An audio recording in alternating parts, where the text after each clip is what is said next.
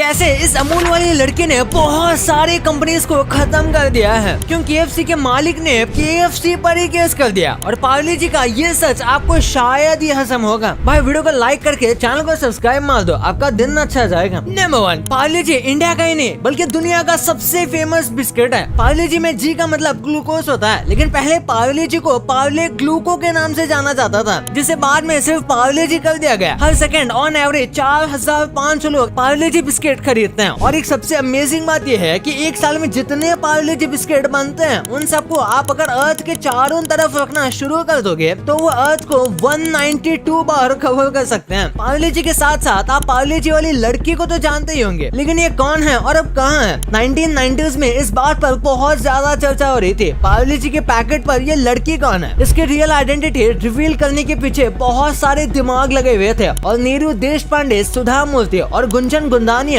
ये 3 नाम सबसे ज्यादा पार्ले जी गर्ल से जोड़े गए। बहुत सारी रिपोर्ट्स में ये भी क्लेम किया गया कि पार्ले जी बिस्किट पर जो लड़की है वो सुधा मूर्ति की बचपन की फोटो है। उसके बाद तुरंत ही सेम चीजें नीरू देशपांडे पर भी छपने लगी, जो सबसे ज्यादा लाइमलाइट में बनी रही। रीजनल न्यूज़पेपर्स में इनकी फोटो के साथ शॉर्ट स्टोरी बहुत ज्यादा शेयर की, जिसमें लिखा गया था कि ये नागपुर से बिलोंग करते हैं, बहुत हम्बल बैकग्राउंड से। और इनके पापा ने 4 साल की उम्र में एक फोटो क्लिक की थी जो इतनी ज्यादा अच्छी थी कि इसे पार्ले जी के लिए सिलेक्ट कर लिया गया था। लेकिन कहानी में ट्विस्ट तो तब आता है जब पार्ले जी प्रोडक्ट बनाने के मैनेजर खुद आकर कहते हैं कि पार्ले जी कोई रियल लाइफ इंडिविजुअल नहीं है, इसे तो 1960s में बनाया गया था। Number 2, Vodafone dog. वोडाफोन का ये डॉग आप सभी को याद होगा, जिसे 17 साल तक वोडाफोन कमर्शियल्स में यूज किया गया था। 2003 में जब सारी कंपनीज मुसीबत में थी तब ये बताना चाहती थी कि हमारा नेटवर्क सबसे बेस्ट है और हमेशा आपके साथ रहेगा। और इसी थॉट को लोगों में फैलाने के लिए हच ने ये काम एड एजेंसी को सौंप दिया, जिसके बाद एक कंपनी के दिमाग में कुत्ते का आइडिया आया। जैसे कुत्ते अपने मालिक के साथ रहते हैं, वैसे ही हच का नेटवर्क भी हमेशा साथ रहता है। इसी सोच को ध्यान में रखते हुए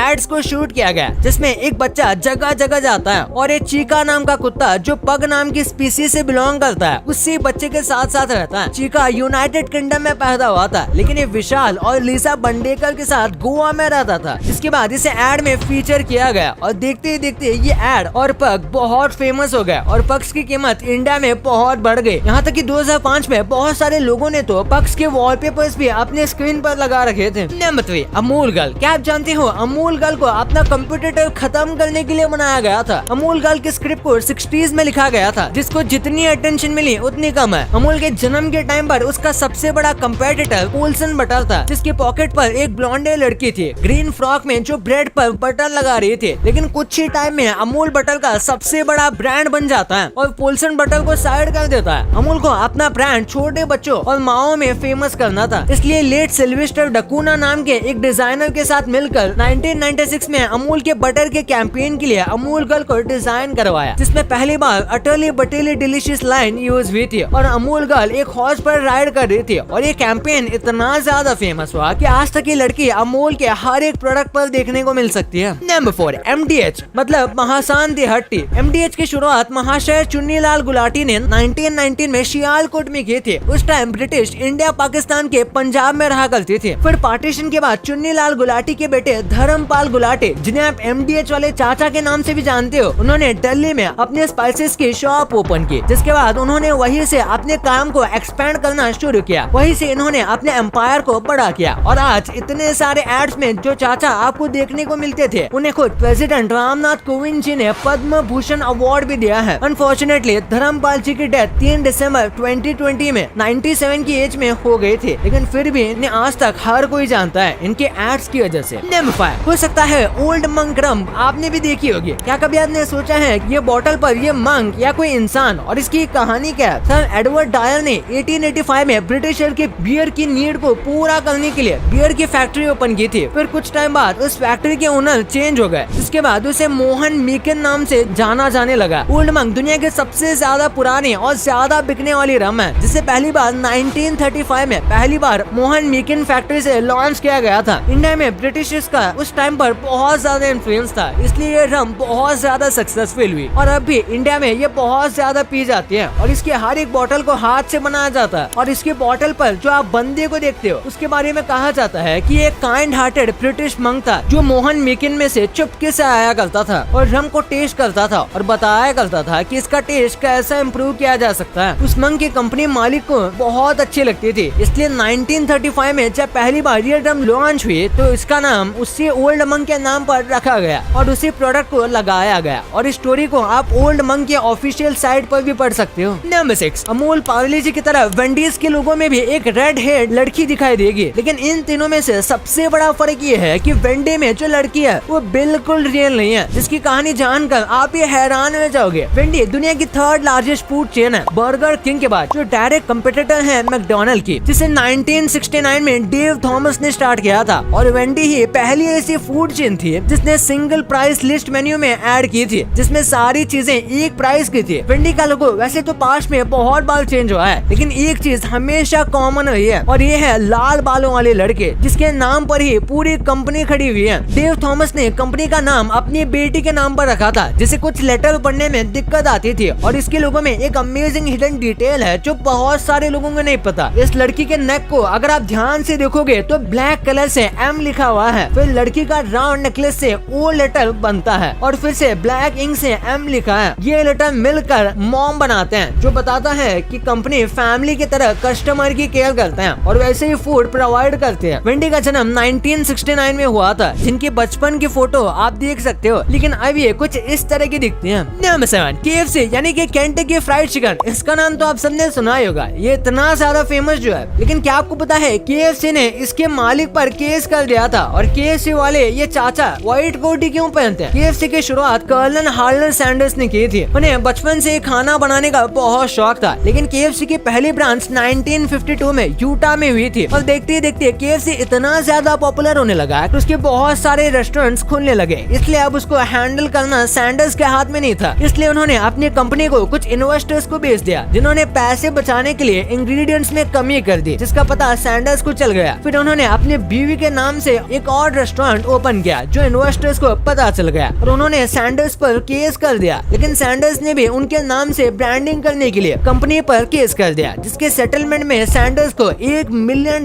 मिले। और सबसे दुख की बात यह है कि सबके बावजूद हमें आज तक नहीं पता कि ओरिजिनल KFC का टेस्ट कैसा था। और सैंडर्स ने बस इतनी बात बताई कि चिकन में डलने वाले मसाले हर किसी शेल्फ में रहते हैं। KFC इतना ज्यादा पॉपुलर हो गया था कि 1950 में केंटकी के गवर्नर ने सैंडर्स को कर्नल का खिताब दिया था, जिसके बाद वो कर्नल की तरह ड्रेस करने लगे थे, व्हाइट कोट और व्हाइट हेयर में। और उनका चेहरा इतना ज्यादा फेमस हुआ कि उनकी डेथ जो 1980 में हो गई थी, उसके बाद भी आज तक हमें उनके लुक के साथ ही एड देखने को मिलती है। नंबर 8, क्या आपको ये मैकडोनल्ड का जोकर याद है, जो बहुत फेमस था, जिसने मैकडोनल्ड को सक्सेस की ऊंचाई को छूने में बहुत ज्यादा हेल्प की थी। और इसके बंद होने के बाद मैकडोनल्ड के सबसे बड़े कंपेटिटर बर्गर किंग ने एक कैंपेन भी चलाया था इसके बंद होने की खुशी में। लेकिन सवाल यह है कि इस जोकर को बंद क्यों करना पड़ा? इस जोकर का नाम रोलांड था, जिसे 1960s में खुद के कॉमिक में लॉन्च किया गया था, जिसके बाद इन्हें हैमबर्गर सेल करने के लिए यूज किया जाने लगा। रोनाल्ड के साथ और भी कई कैरेक्टर लॉन्च किए गए थे, लेकिन 2003 में सारे बंद हो गए। लेकिन रोनाल्ड किसी तरह से बच गया। लेकिन रोनाल्ड के सर पर खतरा अभी भी था, क्योंकि उस टाइम सर्कस और कार्निवल भी बंद हो रहे थे और जोकर्स को लेकर लोगों की राय अच्छी नहीं थी। और रोनाल्ड का चेहरा इट मूवी के पेनीवाइज से भी बहुत ज्यादा मिलता था, जिसकी वजह से बच्चे रोनाल्ड से खुश होने की जगह बच्चे डर जाया करते थे। इसलिए मैकडोनल्ड ने अपना फोकस बच्चों की तरफ करके अडल्ट की तरफ कर दिया। और साथ ही उस टाइम पर फास्ट फूड से हेल्थ रिस्क भी बहुत ज्यादा बढ़ रहे थे, जिसकी वजह से मैकडोनल्ड ने लोगों के प्रेशर की वजह से रोनाल्ड को साइड में करना शुरू कर दिया। सबसे बुरी बात तो ये होने लगी कि रोनाल्ड की कॉस्ट्यूम पहनकर लोग चोरी, प्रैंक जैसी और भी बहुत गलत काम कर रहे थे। और कुछ केसेस में तो लोगों के पास वेपन भी मिले, जिससे रोनाल्ड की इमेज को भारी नुकसान पहुंचा। इसलिए 2016 में मैकडोनल्ड ने रोनाल्ड को